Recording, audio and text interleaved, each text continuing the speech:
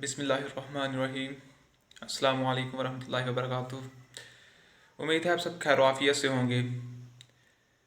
दोस्तों, जैसा कि आप जानते हैं कि आज हम लोग जो हैं social media, WhatsApp, Snapchat, movies के ग़ुलाम बने हुए हैं।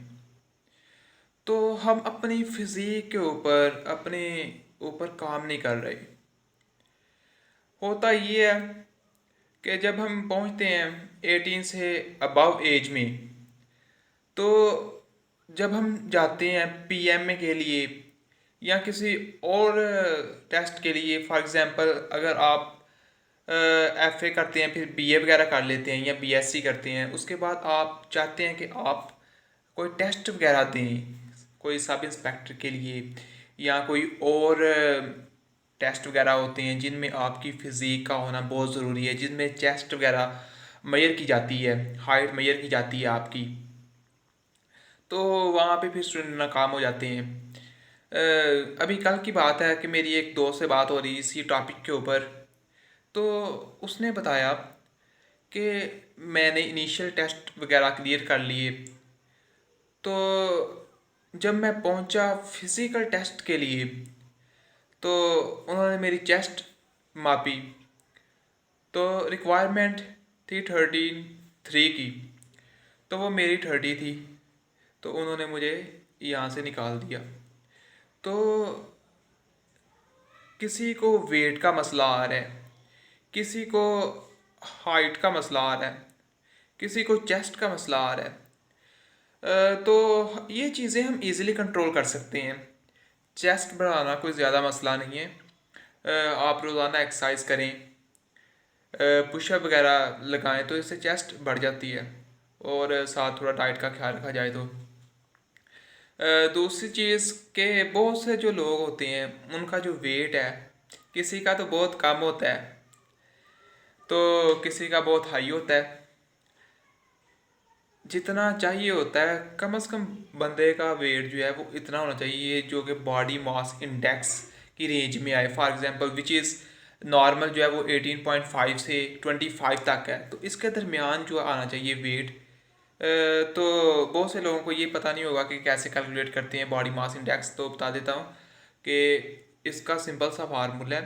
आपका वेट किलोग्राम में होना चाहिए और आपने अपनी हाइट को कन्वर्ट करना है मीटर्स में। फॉर एग्जांपल अगर आपकी हाइट है 5 फीट और 8 इंच, तो वो बनेगी 1.74 मीटर्स। और अगर आपका वेट है 60 kg, तो आप कैलकुलेट कर सकते हैं इजीली। वेट ओवर हाइट का स्केयर आपने ले लेना है। तो जैसा कि मैंने आपको एग्जांपल दी कि अगर आपका वेट 60 kg है और हाइट है 1.74, आपने ऊपर लिखना है 60 kg और नीचे लिख देना है 1.74 का स्केयर।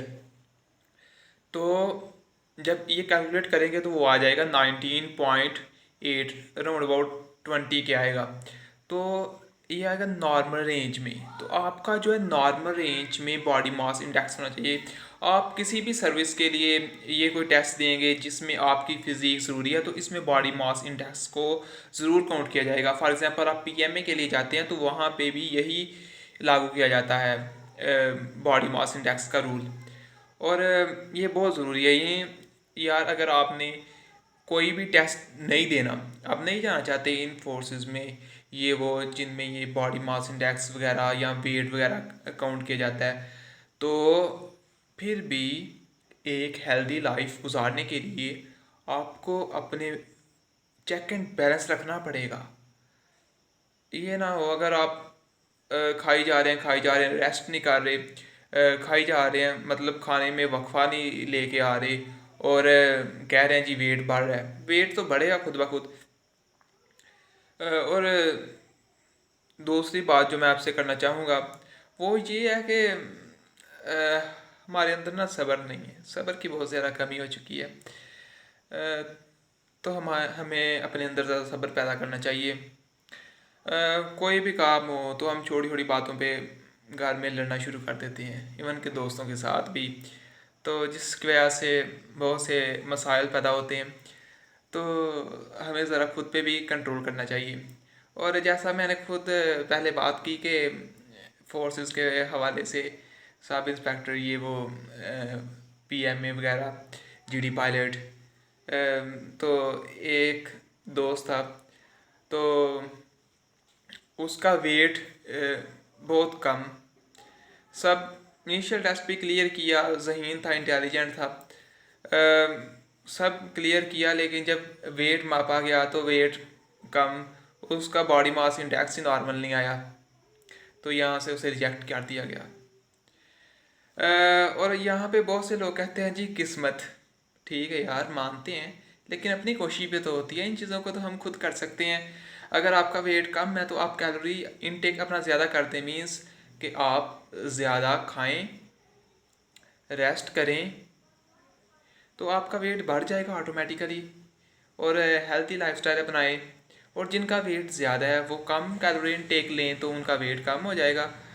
तो वो तो अल्लाह ताला ने कुरान मजीद में फरमाया कि इंसान के लिए वही कुछ है जिसके लिए वो कोशिश करता है, जिसके लिए वो स्ट्रगल करता है, जिसके पीछे वो लग जाता है, वही है इंसान के लिए। तो ज़रा हमें सोचना चाहिए इन चीज़ों के बारे में, क्योंकि आजकल तो बचपन से ही 2 साल का बच्चा होता है तो उसे मोबाइल पकड़ा दिया जाता है, तो फिर वो जब बड़ा होता है तो उसके अंदर ये आदत पुख्ता हो चुकी होती हैं। वो फिर थोड़ा सा बड़ा होता है तो रिमोट पकड़ लेता है टीवी का, और घर में किसी को चैनल चेंज नहीं करने देता और अपनी हुकूमत करता है।